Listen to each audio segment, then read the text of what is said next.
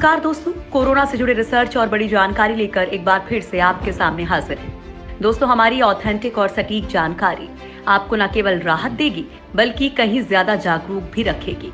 आप इस वीडियो के जरिए जान पाएंगे कि आखिर वैज्ञानिक इस वक्त कोरोना को लेकर क्या कर रहे हैं, भारत की वैक्सीन का ट्रायल कहां तक पहुंचा है, साथ ही देश का दिल यानी कि दिल्ली अब कैसे दिल जीत रही है। साथ ही दोस्तों, आप उन तकनीक से भी रूबरू होंगे जो 98% तक कोरोना की काट का दावा कर रही है। लिहाजा बिना टाइम वेस्ट किए आपको बताते हैं वो तमाम खबरें।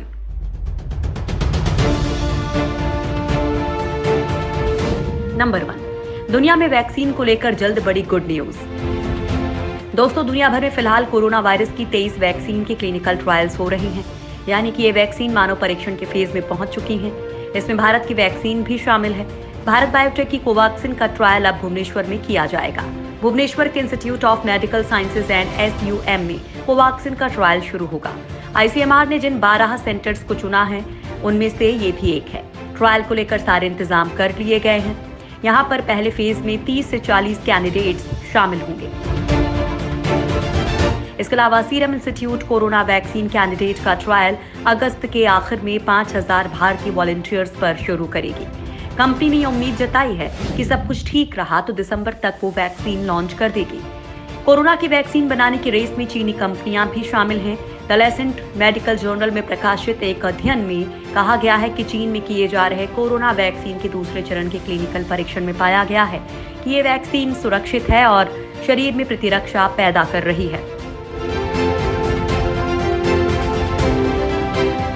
नंबर 2, दिल्ली का सीरो सर्वे देश के लिए है गुड न्यूज। दोस्तों, देश में कोरोना से संक्रमित होने वाले राज्य में दिल्ली दूसरे नंबर पर है। यहाँ पर कोरोना संक्रमितों का पता लगाने के लिए सीरो सर्वे किया गया था, जिसके आंकड़ों ने सभी को चौंका दिया है। सर्वे के आंकड़ों के मुताबिक दिल्ली में करीब 46 लाख लोग कोरोना से संक्रमित होने के बाद ठीक हो चुके हैं, क्योंकि सर्वे में करीब 24% लोगों में एंटीबॉडी मिली है।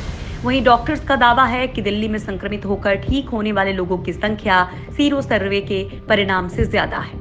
यहाँ अब तक 1/3 लोगों के संक्रमित होने का अनुमान लगाया जा रहा है। विशेषज्ञों की माने तो सीरो सर्वे की रिपोर्ट से तय हो गया है कि दिल्ली में सामुदायिक संक्रमण हुआ है। अब संक्रमण का पहला दौर खत्म भी हो गया है, लेकिन बचाव के नियमों का पालन करते रहना होगा। सीरो सर्वे की रिपोर्ट के मुताबिक 2/3 जनसंख्या संक्रमण से बची हुई है। 1/3 लोगों में संक्रमण होने पर ही मामले काफी कम हो गए हैं। इसका मतलब है कि ज्यादातर लोगों को संक्रमण नहीं होगा, क्योंकि उनमें प्रतिरोधक क्षमता है जो उन्हें संक्रमण से बचाती है। नंबर 3, चूहों और बंदरों पर कारगर रही नई कोरोना वैक्सीन। दोस्तों, कोरोना को लेकर कई देशों की फार्मा कंपनियां वैक्सीन बनाने के काम में लगी हुई हैं। अब अमेरिका की PAI लाइफ साइंसेज ने अपनी संभावित वैक्सीन का चूहों और बंदरों पर परीक्षण किया है। दोस्तों, ये वैक्सीन चूहों और बंदरों पर कारगर पाई गई है। कंपनी का दावा है कि इनमें वैक्सीन की एक खुराक से एंटीबॉडी बनी है, जिससे कोरोना वायरस बेअसर पाया गया है। शोधकर्ताओं ने अपने परीक्षण में पाया कि इंजेक्शन के जरिए वैक्सीन की खुराक देने के 2 हफ्ते के अंदर ही इसका असर शुरू हो गया था।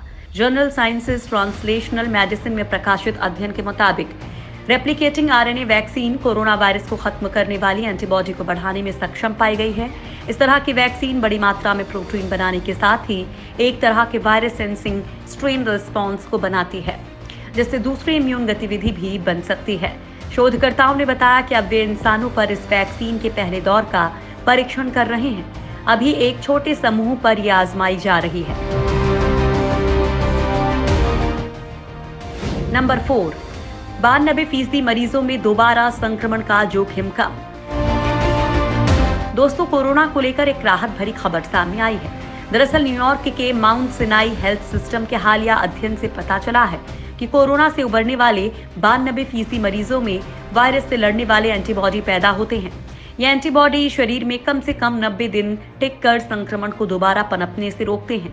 इस शोध के दौरान कोरोना संक्रमण की जद में आए 19,700 लोगों के खून के नमूनों का विश्लेषण किया गया था, जिसमें पाया गया कि 92% संक्रमितों के शरीर में सामान्य से लेकर उच्च मात्रा में IgG एंटीबॉडी पैदा हुए थे, जो कोरोना वायरस के स्पाइक प्रोटीन से जुड़कर उसकी मारक क्षमता को कमजोर कर देते हैं। शोधकर्ताओं ने यह भी देखा कि जिन संक्रमितों में कम मात्रा में एंटीबॉडी बने थे, उनमें से 50% में वायरस को निष्क्रिय करने की क्षमता थी। इसे इसलिए भी राहत भरी खबर माना जा रहा है क्योंकि अभी तक कई शोध में ये सामने आया था कि कोरोना से ठीक होने वालों में एंटीबॉडी तेजी से घटती है और वो दोबारा इस संक्रमण की जद में आ सकते हैं। लेकिन नए शोध ने इन दावों पर विराम लगा दिया है। नंबर 5, स्वीडन की कंपनी ने तैयार किया एंटी कोरोना माउथ स्प्रे। दोस्तों, कोरोना वायरस इस समय दुनिया में कोहराम मचा रहा है। इस वायरस से बचने के लिए दुनिया भर में शोध चल रहे हैं। इसी कड़ी में अब स्वीडन की एक कंपनी ने कोरोना वायरस के खात्मे के लिए एक माउथ स्प्रे तैयार किया है। दावा है कि ये स्प्रे कोरोना वायरस को मिनटों में खत्म करता है। इस ओरल स्प्रे को कोल्डजाइम नाम दिया गया है। इस स्वीडिश लाइफ साइंस कंपनी का नाम एंजाइमेटिका है, जिसने दावा किया है कि कोरोना वायरस को इस स्प्रे से 98.3% तक खत्म किया जा सकता है। यह अध्ययन अमेरिकी कंपनी माइक्रोबैक लैबोरेटरीज इंक की तरफ से किया गया है। कंपनी की माने तो ये ओरल स्प्रे अन्य वायरस से भी बचाता है। कंपनी की तरफ से जारी रिपोर्ट में ये भी कहा गया है कि इस ओरल स्प्रे से सर्दी, खांसी और बुखार भी दूर हो जाता है। नंबर 6, अफगानिस्तान में लड़कियों ने बनाया सबसे सस्ता वेंटिलेटर। दोस्तों, कोरोना से सबसे ज्यादा वो देश परेशान है जहां पर मेडिकल सुविधाएं ना के बराबर हैं। ऐसा ही एक देश है अफगानिस्तान, जहां आज भी गांव देहात में अस्पतालों की कमी है। लेकिन दोस्तों, अफगानिस्तान की कुछ लड़कियों ने मिलकर पूरी दुनिया को दिखा दिया कि वो किसी से कम नहीं है। कोरोना की जंग में अपनी भागीदारी देते हुए इन लड़कियों की एक टीम ने एक सस्ता वेंटिलेटर बनाया है। सबसे बड़ी बात यह कि लड़कियों ने ये वेंटिलेटर कार के पुर्जों से बनाया है। इस काम के लिए इन लड़कियों को अंतर्राष्ट्रीय स्तर पर पुरस्कार भी दिया जा चुका है। इस टीम में 7 लड़कियां हैं और इन्होंने 4 महीनों की मेहनत के बाद इस वेंटिलेटर को तैयार किया है। हार्वर्ड यूनिवर्सिटी के एक्सपर्ट्स ने उन्हें इस वेंटिलेटर को बनाने के लिए गाइड किया था। अब इस वेंटिलेटर की फाइनल टेस्टिंग जारी है। इसके बाद अफगानिस्तान का स्वास्थ्य विभाग भी इसकी जांच करेगा। नंबर 7, आईआईटी टीम ने बनाया कोरोना टेस्टिंग का नया मॉडल। दोस्तों, देश में कोरोना वायरस से निपटने के लिए लगातार कोशिशें हो रही हैं और अब आईआईटी एलुमिनाई काउंसिल ने कोरोना की जांच के लिए एक मेगा लैब के मॉडल को विकसित किया है। इस मॉडल से 1 महीने के अंदर 1 करोड़ टेस्टिंग की क्षमता होने का दावा किया जा रहा है। कॉन्टैक्टलेस टेस्टिंग के लिए रोबोटिक्स का इस्तेमाल भी किया जाएगा। इस पूरे टेस्टिंग मॉडल को मेगा लैब नाम दिया गया है।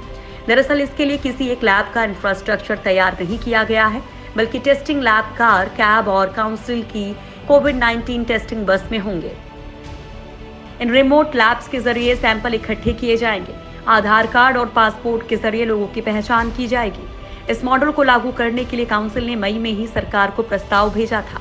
सरकार की अनुमति के बाद फाइनल मॉडल तैयार होगा। हालांकि आईआईटी ने बयान जारी कर साफ कहा है कि इस प्रोजेक्ट में उसकी कोई भूमिका नहीं है। नंबर 8, गुजरात के बिजनेसमैन ने ऑफिस को बनाया कोरोना सेंटर। दोस्तों, कोरोना वायरस का दर्द वही जानता है जिसने इसे महसूस किया हो, और शायद यही वजह है कि कोरोना से संक्रमित लोग ठीक होने के बाद दूसरे की मदद जरूर कर रहे हैं। दोस्तों, ऐसा ही एक मामला गुजरात के सूरत में देखने को मिला, जहां एक real estate businessman Kadar Sheikh ने कोरोना मरीजों के लिए अपने एक बड़े ऑफिस को कोविड अस्पताल में तब्दील करवाया है।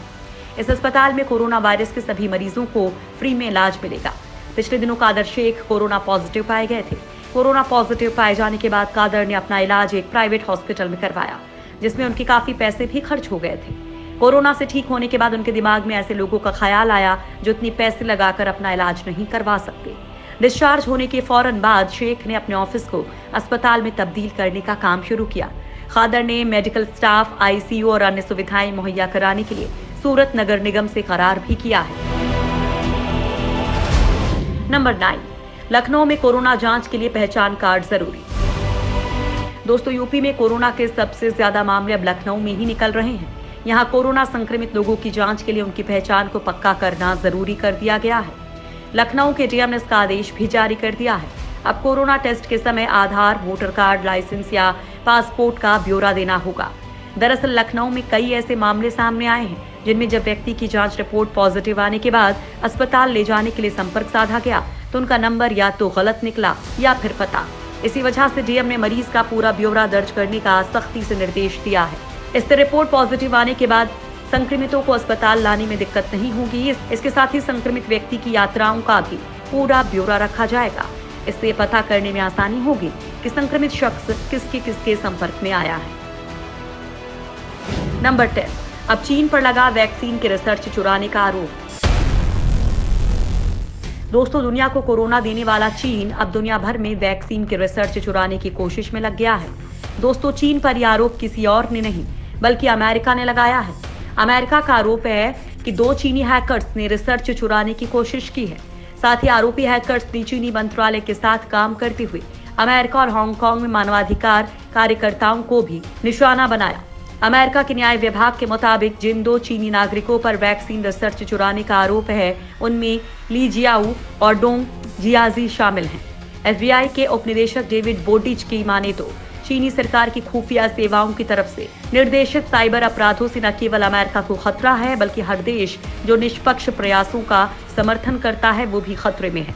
चीन ने पहले अमेरिका, ब्रिटेन और कनाडा से संयुक्त रूप से रोज पर कोरोना वायरस अनुसंधान को निशाना बनाने का आरोप लगाया था।